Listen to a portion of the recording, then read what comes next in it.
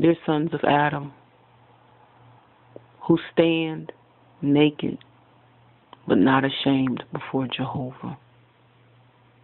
Have you not learned the lesson of your father? If so, why walk in his footsteps and practice his fall?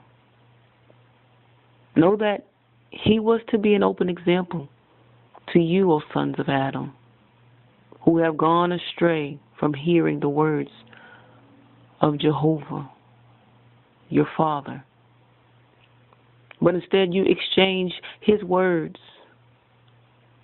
and ways to obey and submit yourselves to the daughters of Eve.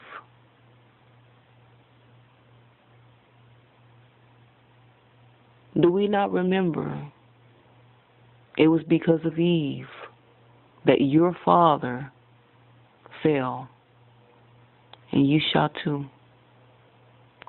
The apple does not fall far from the tree, or does it?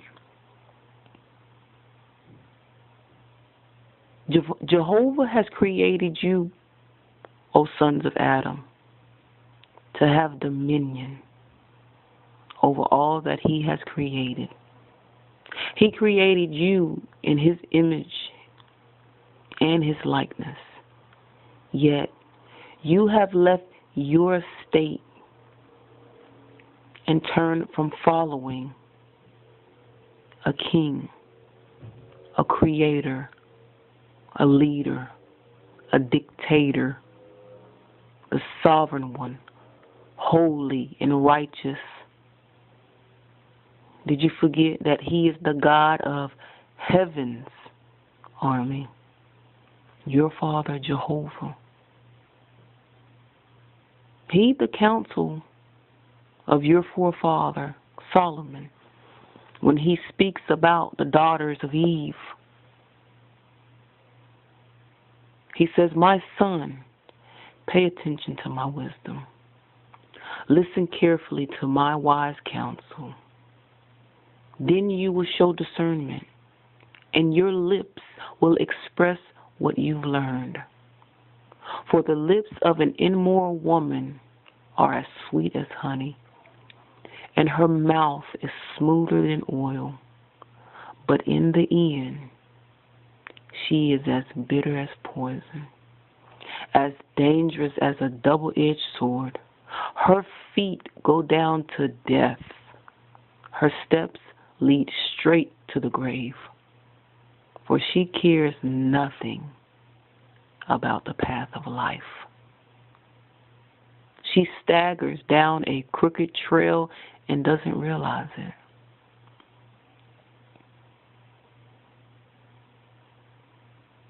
Solomon expresses to you,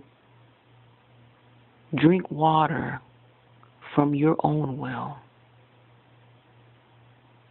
And he reveals to you that the Lord sees clearly what a man does.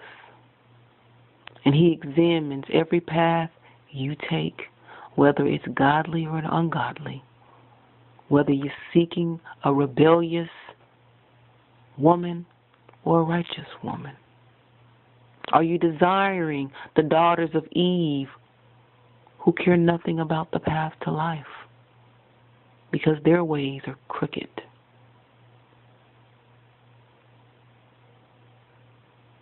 As it says in Scripture, you will die for your lack of self-control. And you will be lost for your foolishness.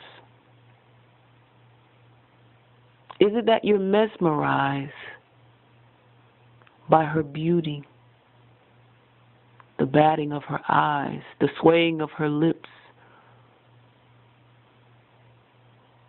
But know that her ways are not of the Lord, neither are yours. Yet you follow her like the Israelites followed Moses. Yet she isn't seeking to free you from captivity, or should I say sin, but she's your stumbling block. She's your Jezebel. She's a feminist movement seeking for you to follow her, not Jehovah. Learn the history of your fathers who have been tripped up by Eve, or should I say the daughters of Eve. King David and Bathsheba, Samson and Delilah, King Solomon with many women who later on tore his kingdom apart. Great men these were, yet they have fallen because of the daughters of Eve. Then you have Ahab, who fell to the influence of Jezebel. We have Reuben, who slept with his father's wife, Belial. Then you have Joseph, who almost was caught up, but because of the fear and reverence of the Lord delivered him. Now in these times, the saying is, the black woman is God. Well, she is what you let her be. And that is her influence over you. If Adam could give you advice today by his experience, he'd warn you, O my sons of all the earth, follow Jehovah and follow Yeshua.